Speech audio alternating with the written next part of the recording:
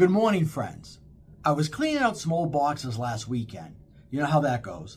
And I found a stack of letters from the 1970s. Family letters mostly. And as I read through them, I was struck by something what wasn't said. All these letters dancing on subjects, hinting at problems we used code words for, situations that everyone knew about, but nobody could directly address. You know, it got me thinking about how different family conversations were back then. When I was a young man in the 70s and 80s, families had unspoken rules about what could and could not be discussed.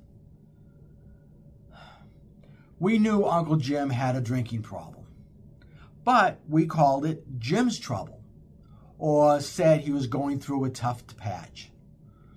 And we all knew Aunt Martha was deeply unhappy in her marriage, but it was referred to as Martha having one of her spells.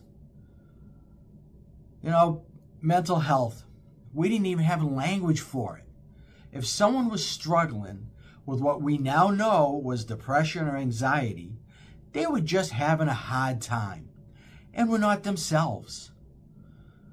Many times people disappeared in the hospitals for rest cures or came back changed, but we never talked about why. Money troubles were especially shameful. I remember when my neighbor lost his job. This was during the recession in the early 80s. And his wife told everybody he was consulting when really he was driving a delivery truck to make ends meet. You know, back then, pride ran so deep that families would rather struggle in silence than admit they needed help. Divorce was whispered about. When it happened in families, kids were told their parents were taking a break or that daddy was working in another city.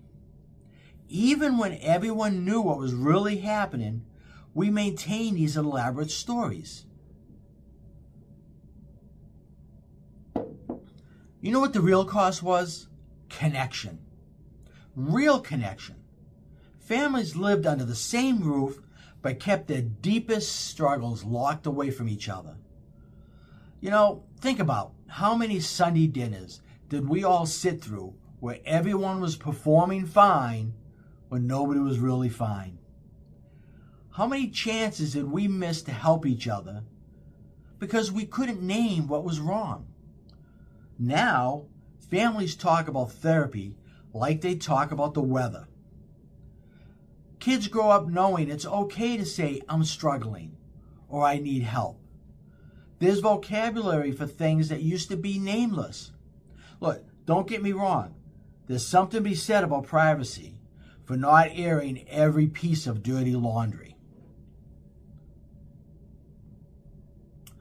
But when privacy becomes isolation, when keeping up appearances means family members suffer alone, that's a price that's too hard to pay.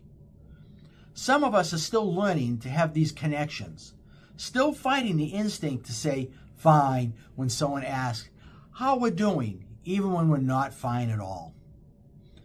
You know, maybe that's okay. Maybe learn to be more open as part of growing older. Realize that our struggles don't make us weak. They make us human. Think about what secrets did your family keep?